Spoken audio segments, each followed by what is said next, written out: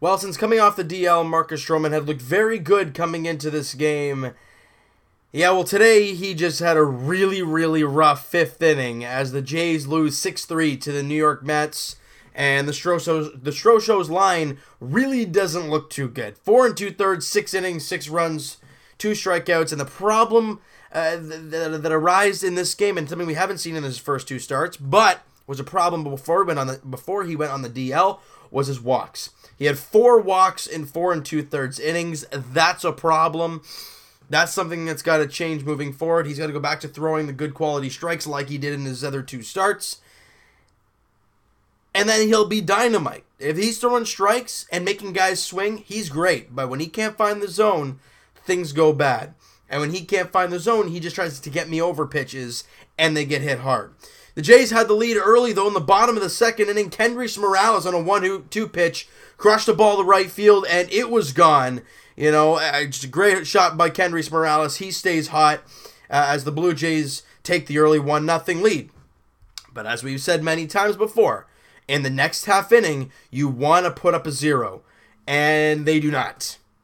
Brandon Nemo, however you pronounce his name, singled to center field, scoring a run and tying the game at 1 in the top of the third inning, right after we took the lead 1-0.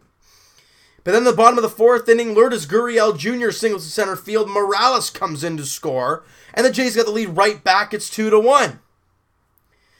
But then the wheels start to fall off for Marcus Stroman here in the top of the fifth inning, where he just really wasn't all that great.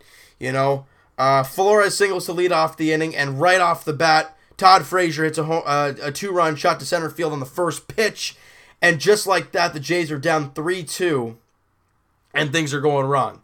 You know, then he gets a pop-up, but then a ground rule double to left field, then an out. So at this point in time, you've got a guy at second with 2 out, you know, and you're like, okay, you're only down by 1. That's all right. You can come back from this.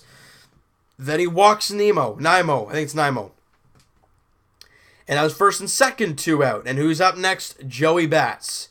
He singles to center field, scoring 1, and they got a 4-2 lead. Next up is Dribble Cabrera. He singles to right field. Nemo comes in to score. You know, and the wheels are just falling off for Marcus Stroman. Jose moves up to second base. They bring in Luis Santos. He gives up a single to left field to Michael Conforto, and Bautista comes in to score. And a 5 spot in the inning, 6 earned runs for Marcus Stroman, and just an awful, awful inning. He just could not get that third out, and that was the problem in the game. He just could not do that. And that put the Jays down big, 6-3. They try to get something back, though. Lourdes Gurriel with an RBI fielder's choice to Todd Frazier at third base. Morales came in to score there, scored his 3rd run of the game. Morales scored all 3 runs in this game. And like I said, the Jays lose 6-3. If you're trying to find positives, Morales was 3 for 4 in the game. He was real good in this game, scored 3 runs. Russell Martin was 3 for 3 in the game. We have not seen much of that from him this season. Lourdes Gurriel, yes, he was only 1 for 4, but he had 2 RBIs out of the 3. He did a good job driving in the runs when he needed to. Luis Santos, yes, he gave up 2 hits, give up that big, or that 1 RBI single, but in the next inning, he pitched an inning in the third, gave up 2 hits, no walks, no earned runs, and 2 strikeouts. Aaron Loup came out for the clean inning, gave up a hit, struck out 2 batters. Newest addition to the Blue Jays, Rainer Cruz, Rainer Cruz, the 31-year-old who came out from Buffalo. He throws 2 innings of 1 hit ball, strikes out 2 batters, but that was all she wrote. The Jays had 3 runs on 9 hits. Couldn't really get the big hit to capitalize off the game, but a really bad 5th inning from Marcus Stroman, and that does the damage. You know, and that's where you lose it there. Now, were a lot of them hard hit balls? No, but they don't have to be. You got to make the plays when you can. Walking guys is a bad thing. They had Nemo, but he walked them on a full count, and that set up everything else. They had back-to-back RBI singles after that walk. You get Nemo, it's a 3-2 game, and you can get right back in it at any point. But instead, you walk them, and then you give up 3 straight RBI singles. You're not going to win a lot of games when that happens. Walking guys is not good. You wonder why Aaron Sanchez had a lot of trouble early in the year. He was walking too many guys. And then when somebody ran into a ball, He got a couple RBIs out of it because Sanchez couldn't throw strikes. Stroman had a tough night today, and when he was throwing strikes, he was getting hit. Through the first 3, he wasn't all that bad.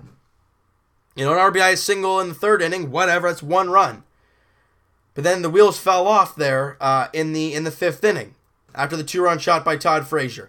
So that's something you got to look at and say that's not what you want to see. But if you're looking at the end picture, the Jays get a split once again, and now they have a day off. They have a day off tomorrow, Thursday. That's great news for the Blue Jays because they need it. They've played a lot of baseball lately before they start off a weekend set against the New York Yankees starting Friday night. Sonny Gray on the mound for the first game against the Blue Jays. Now, yes, do not look at his record, 5-6 with a 5.44 ERA, and say, oh, the Jays got that one in the bag, because his numbers against the Blue Jays is ridiculous.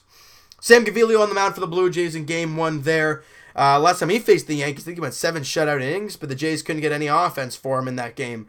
Luis Severino going in Game 2, 13-2 with a 1.98 earned run average. That is insane. And J-Happ on the mound for the Jays looking for a bounce-back outing after his last start. He's 10-4 with a 4.03 earned run average. And then in the finale of the series, you got Domingo Germán on the mound for the New York Yankees, ERA of 5.37 and 2-4 record versus rookie Ryan Baracki. And if he's going to be a Blue Jay for a long time, he's going to be seeing a lot of the New York Yankees. So you have off days surrounding that series. You have an off day Thursday, then start the 3-game set against the Yankees. Then you have an off day on Monday before they head out to Atlanta to take on the Braves. All right. So you know what, guys? That is going to do it for this one. You guys enjoyed this video, and you guys just didn't really enjoy that 5th inning whatsoever. Hit that like button. I do appreciate that. Hit the subscribe button if you guys have not already. Comment down below. What'd you think of this game? What'd you guys think of Marcus Stroman? And what do you think went wrong there in the 5th inning? I want to hear what you guys have to say about that. And I will talk to you guys, it'll be tomorrow night podcast edition. It's going to be a later upload, guys, but it will be uploaded tomorrow night. Link is in the description for the podcast channel and for the podcast itself on iTunes.